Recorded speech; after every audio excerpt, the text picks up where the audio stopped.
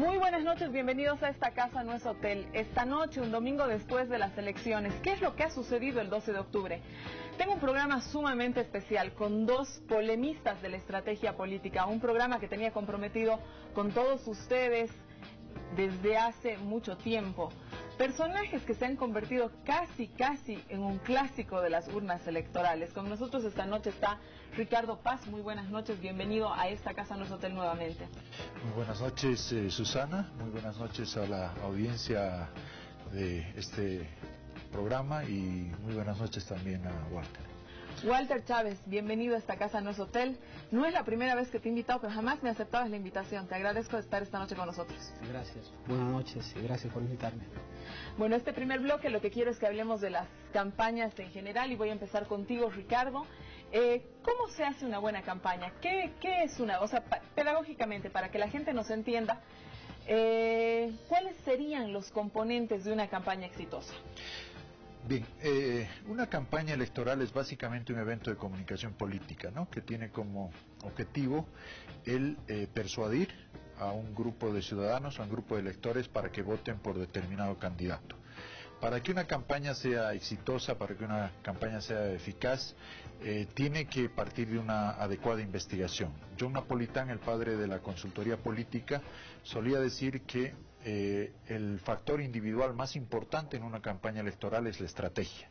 Y para tener una buena estrategia hay que partir de una buena investigación.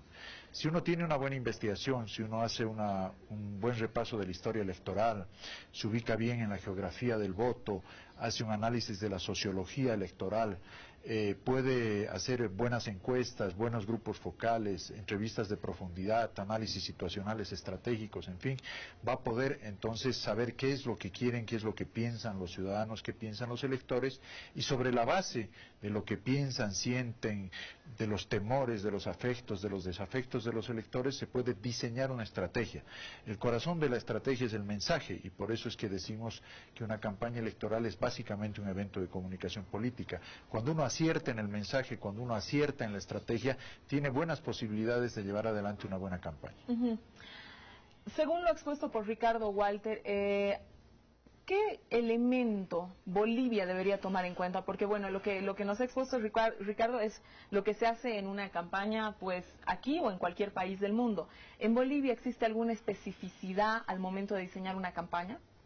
No, bueno, una campaña en Bolivia es igual que una campaña en Afganistán o en Estados Unidos. Yo pienso lo mismo casi. Ricardo lo explicó casi con un profesor universitario, solo que hay momentos, de acuerdo al tiempo histórico, que pesan algunos factores más que otros. Por ejemplo, en el año 2005 yo creo que el factor programa era más importante que el factor candidato. De hecho, en esa elección, no sé si Ricardo coincidirá, yo creo que Tuto era un gran candidato, pero con un pésimo programa, un pésimo cuerpo de ideas detrás de él. Al revés, Evo Morales era un candidato del que sospechaban todos de que quizás no tenía capacidad, formación, pero lo respaldaba un cuerpo de ideas ganador: nacionalización, constituyente, ley anticorrupción y un conjunto de medidas que esperaba la gente. Eso ha cambiado ahora. Ahora Evo era más candidato que su programa, creo que en este último tiempo. Y el gran debate o la disputa se dio en torno a tres personajes, ¿no? Evo, Tuto y Samuel en medio, ¿no? Entonces, en las campañas, en lo que coincido plenamente es que una mala campaña con una buena estrategia se gana. Y creo que las tres campañas ahora eran casi eso, ¿no? Todos los líderes de opinión, los periodistas, la gente ha percibido campañas muy estáticas, quizás por cortas también, no muy generosas en su despliegue, pero ganó una que creo que tenía una buena estrategia y las otras tampoco es que hayan tenido una estrategia menor o inadecuada, simplemente que favoreció la historia a Evo Morales, ¿no? Ricardo, ¿el 2005 Tuto Quiroga era mejor candidato que el 2014? Mira, como decía Walter, toda campaña electoral tiene estos factores, estos componentes, ¿no? Tiene un candidato, tiene una organización que sostiene esa campaña y tiene una propuesta, un programa, ¿no? un proyecto que ofertar a los electores. Estos tres elementos tienen que hacer sinergia y ser coherentes en el marco de la estrategia electoral. No es que un candidato sea bueno o el otro sea malo o uno sea mejor, sino es cómo la estrategia dispone las cualidades, las capacidades de cada uno de los candidatos en función de la propuesta y en función de la organización que los sostiene. Pero lo que debe ser fundamental es enfocarse en los electores.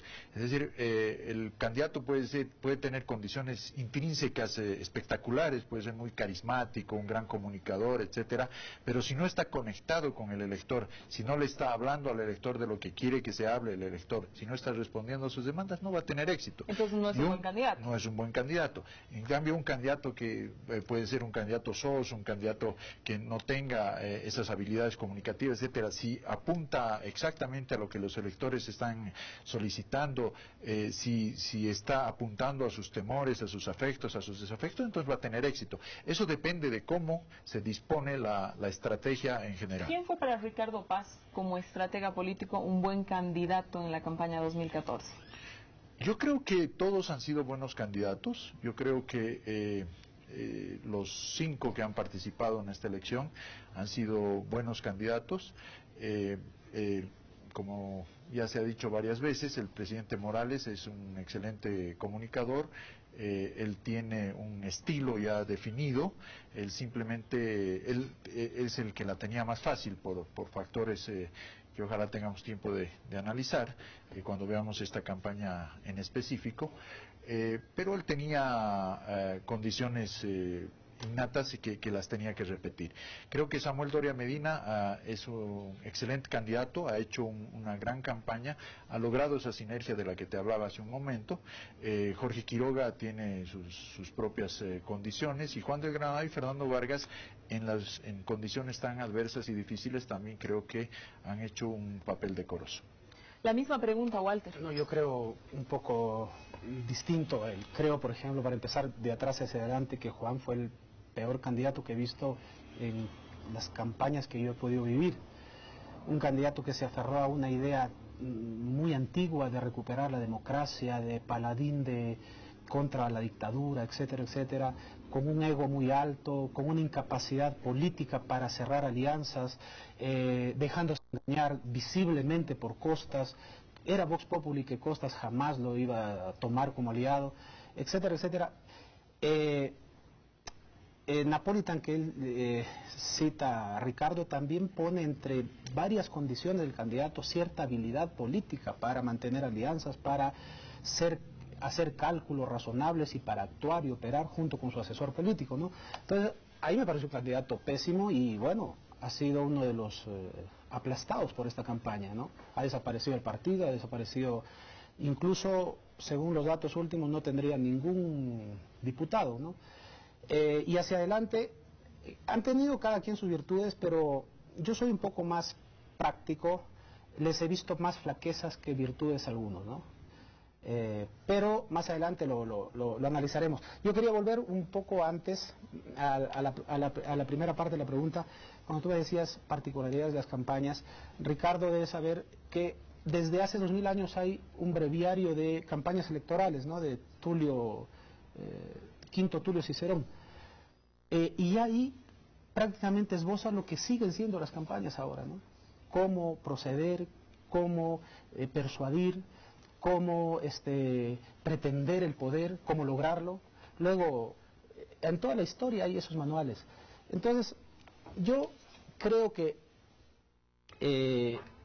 atendiendo a ciertas condiciones históricas, un asesor político o una campaña es exitosa cuando logra resumir, ¿no?, las expectativas de un votante, lo persuade y lo lleva al ánfora y lo hace que vote como quiere. Las campañas son para eso.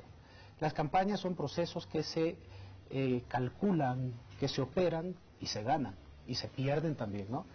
Muchas de las campañas, y ahí vuelvo a Napolitan cuando dice sin estrategia se pierde una campaña, muchas campañas que se deben ganar se pierden por falta de estrategia. Nosotros creo que perdimos una en el Beni. Yo lo encontré días antes a Ricardo y le decía, esa campaña no se gana porque tengo una mala candidata. y fue así, ¿no? Una candidata mala que no aplica bien la estrategia, perdió. Así pasa, ¿no? ¿Cuándo te pasó, Ricardo, que hayas sentido que tienes un mal candidato o una mala candidata? Bueno, muchas veces, por supuesto, sucede a menudo cuando uno se dedica a este trabajo. Uno tiene buenos, malos candidatos, pero yo me refería hace un momento y quiero incidir en aquello. Justamente el caso de Juan del Granado creo que es un excelente ejemplo de un buen candidato con una mala estrategia. O sea, yo no creo que el candidato haya sido malo. Juan es un excelente comunicador, es un hombre que tiene virtudes intrínsecas, innatas, muy importantes, pero que no supo hacer sinergia con la estrategia, y estoy de acuerdo con Walter, no el discurso que manejó, las apelaciones emotivas al electorado, etcétera, no fueron los que debieron haberse planteado en esa campaña. Él tenía grandes posibilidades, él se llama Juan Sin Miedo, ¿no ve? ¿Cómo no hacer una campaña sobre seguridad ciudadana? ¿Cómo no ser él el paladín de la seguridad ciudadana, que todos sabemos que en todos los grupos focales, en las encuestas, es la gran preocupación de la gente? Él tenía ese hándicap, él podía haber centrado su campaña en la seguridad ciudadana y decir, conmigo la gente va a vivir sin miedo, pero no, eligió las apelaciones al pasado, es una serie de cosas. Pero bueno. A García Mesa. Sí, ¿no es cierto? Cosas que más de la mitad del electorado ni siquiera sabían de qué se trataba ni conocían, ¿no? Ahora bien, tengo una discrepancia fundamental con algo que ha dicho Walter. Yo no creo que sea el asesor político, el consultor político el que lleve al votante a votar por lo que él quiere. Es exactamente al revés. Es decir, es el elector el que del que el consultor político debe sacar la clave para ganar una campaña. Si las campañas no la ganan los consultores políticos, no la ganan los asesores, no la ganan los estrategas. Las campañas, ¿no es cierto?, están definidas por lo que piensan los electores y por lo que quieren los electores. El asesor y el estratega que puede identificar mejor cómo el electorado va a funcionar en ese momento histórico, en esa circunstancia particular, es el que tiene más probabilidades de éxito. Deberías decir que sí lo ganan porque quedas bien así. ¿Qué ha sido lo mejor y lo peor para ti de esta campaña, de este ciclo electoral? Yo creo que es una campaña corta que afectó a todos, ¿no? Que estábamos en Bolivia acostumbrados a campañas un poco más largas. Campaña muy corta y muy mediada por una serie de órdenes y contraórdenes para operar dentro de las campañas que daba la Corte. No sé si Ricardo lo ha visto así. De pronto iban saliendo normas casi junto con los spots, ¿no? Entonces, yo creo que ha sido una dificultad grande esa. La otra dificultad, o sea, la otra característica que tenía la campaña es una presencia que antes no había, un poco de guerra sucia, ¿no? Hubo más guerra sucia que el año 2009, por lo menos, ¿no?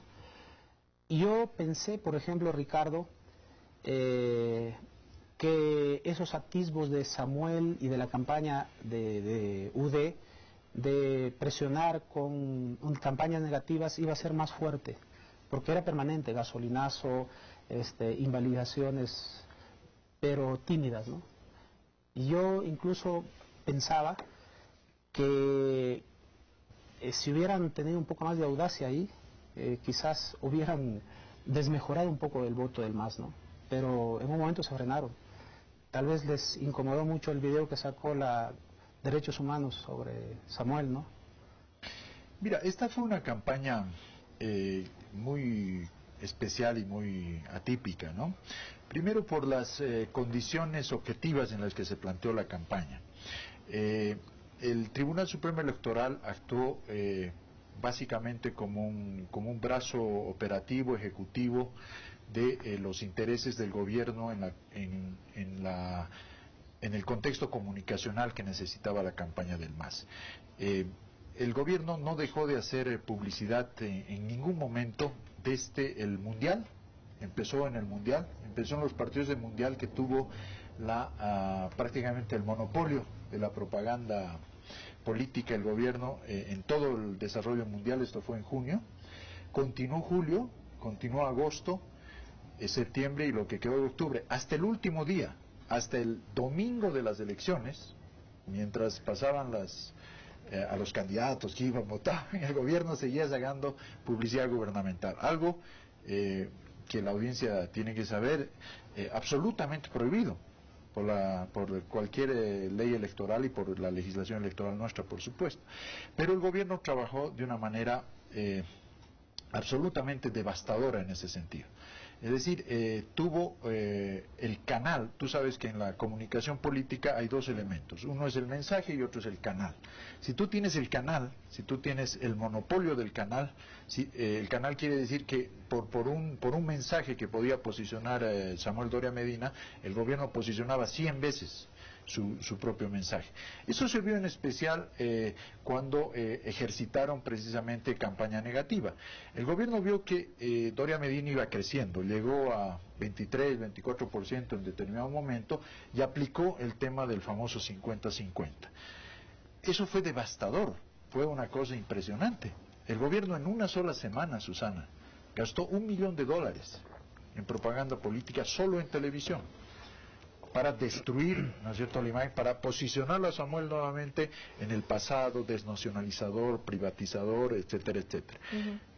De una manera, el Tribunal Supremo Electoral, bien gracias, no se sabe dónde estaba, se metieron 100 memoriales, se pidieron 1000 veces que se baje ese spot, no lo hicieron, lo hicieron después de 10 días cuando el spot había cumplido la función para...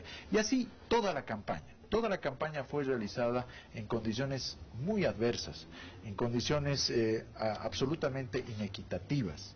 El gobierno tuvo prácticamente el monopolio, como te digo, del canal, entonces la competencia no fue una competencia de igual a igual, ¿no? Fue una competencia completamente inequitativa.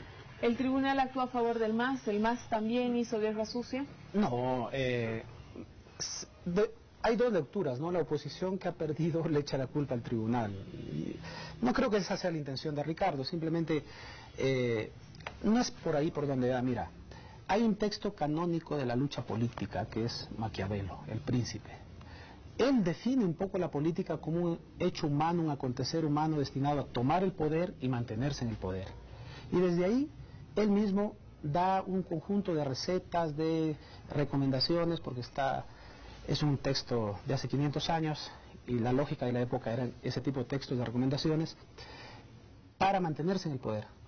Y muchos teóricos del marketing político también hablan de eso. Es decir, las campañas en sí se hace mucho antes.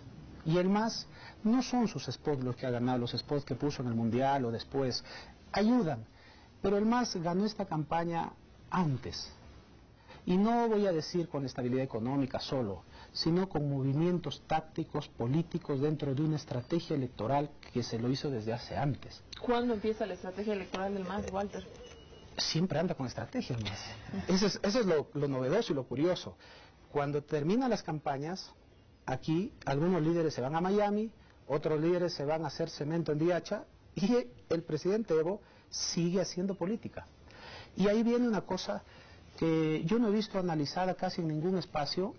El MAS copa el centro hace 2 años, y esta campaña se gana por el centro.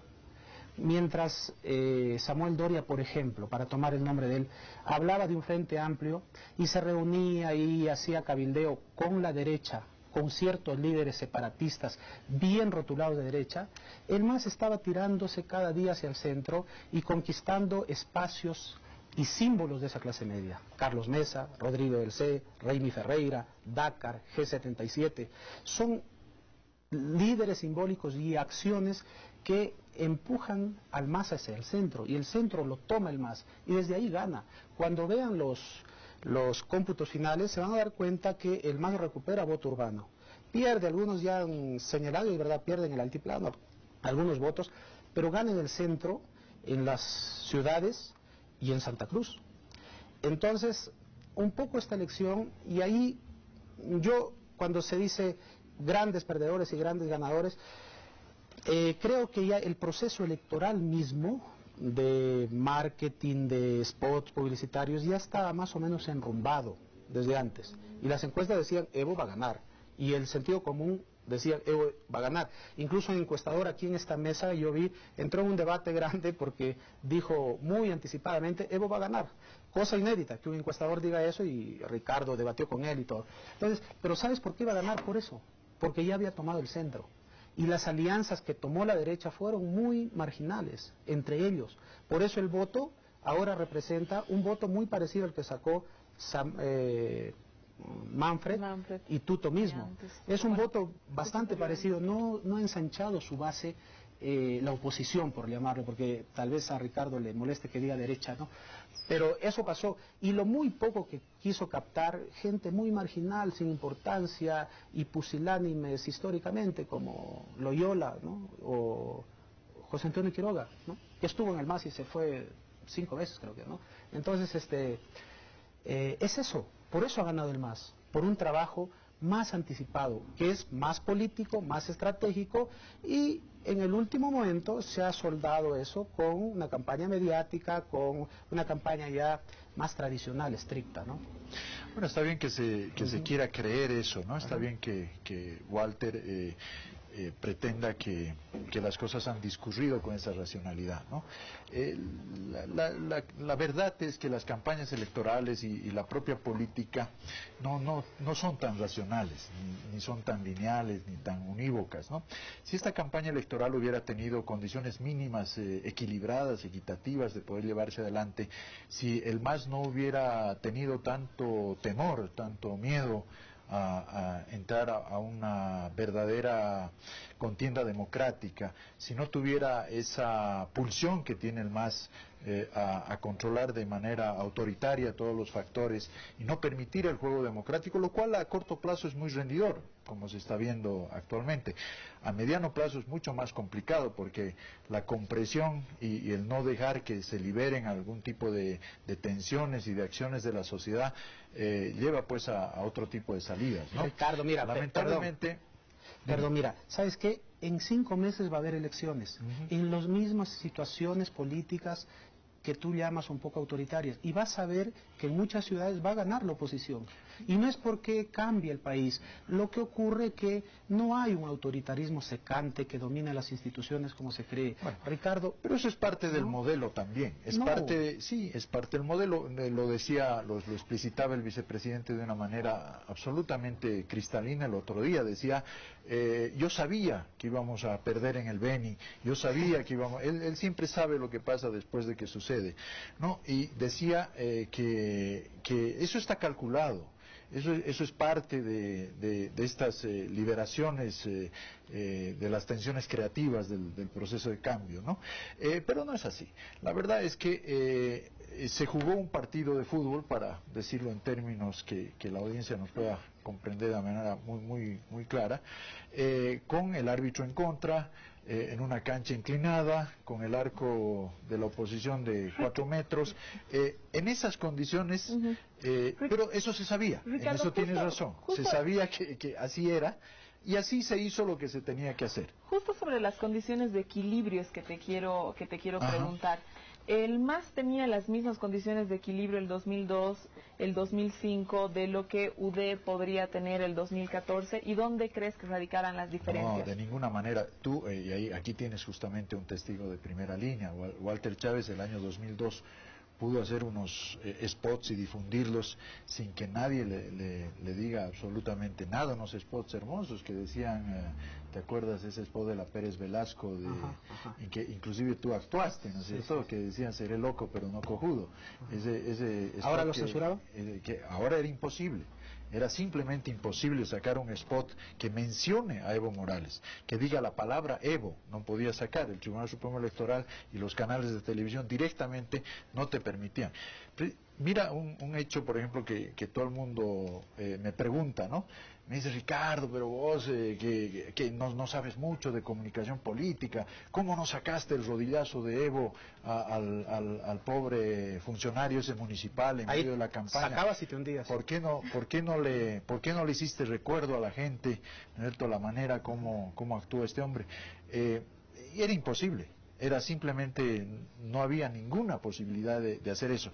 Pero el gobierno sí podía sacar durante una semana, como te digo, pero mañana, tarde y noche, en todas las tandas, David, y por haber, el famoso spot del 50-50. Después se produjo otro hecho, ya de carácter delictivo, ¿cierto? Que es el tema de los audios famosos, ¿no es cierto? Que esas grabaciones que mostraron al público, en un acto absolutamente increíble en una sociedad moderna. Tú sabes que nuestra Constitución, nuestro Código Penal, todo el mundo prohíbe la difusión de cualquier conversación privada.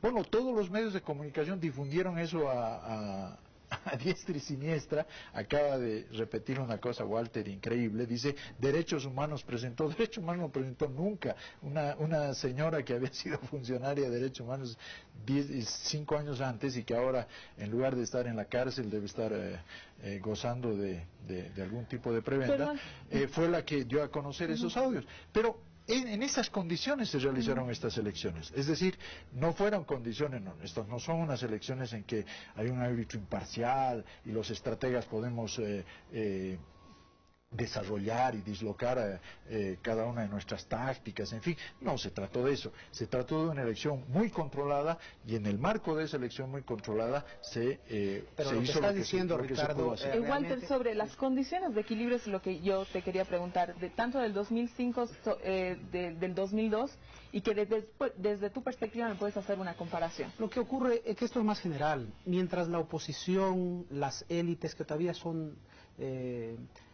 seguidoras del viejo modelo y antiproceso de cambio, siguen jugando con la idea de que son ciertas trabas las que no les dejan surgir.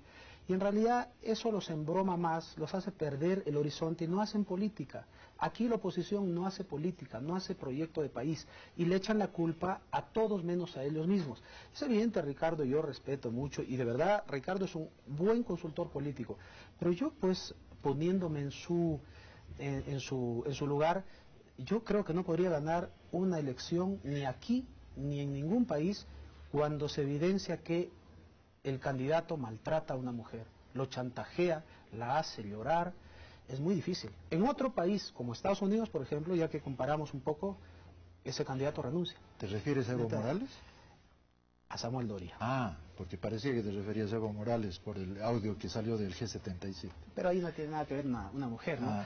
No, todas las mujeres tienen que ver, todas las mujeres del país. Dijo, las mujeres les gusta que les peguen. No les gusta ser maltratadas, pero bueno, no, Ricardo, palabras más, palabras menos. Entonces, yo decía que la oposición no ve sus errores, ¿no? Entonces le echa la culpa siempre al gobierno y ahora al órgano electoral, que tendrá un proceso de evaluación, de críticas, ellos verán, yo no soy quien para defenderlo, pero para mí es más racional el proceso histórico que vive Bolivia, y creo que para muchos, ¿no? Es decir, en las condiciones actuales, con un líder como Evo, es muy difícil ganar las elecciones desde una posición de debilidad absoluta, sin pensar en el país, sin entenderlo, sin ponerse en el rol del patriota, ¿no? Que es el rol de Evo Morales. Ricardo dice el 50-50, ¿cómo no va a afectar si los bolivianos han muerto por la renta gasífera y petrolera? Totalmente. Entonces, un candidato que propone regalarles otra vez una ventaja a las transnacionales, evidentemente no va a ganar. Y ahí sí, Ricardo, cualquier campaña, cualquier asesor político tiene que hacer hincapié, puntualizar, y más el gobierno mismo, porque la nacionalización es un bien estatal, ya, es un bien de todos los bolivianos. Entonces un candidato que de la noche a la mañana quiere revertir la nacionalización, yo creo que ahí viene la debacle, ¿no? Y el propio Doria lo ha repetido. Me tengo que ir a un corte, lamentablemente, volvemos, seguimos hablando de este tema de las estrategias de cada uno de los partidos políticos a los que ahora representan. Quédese en esta casa, no es hotel.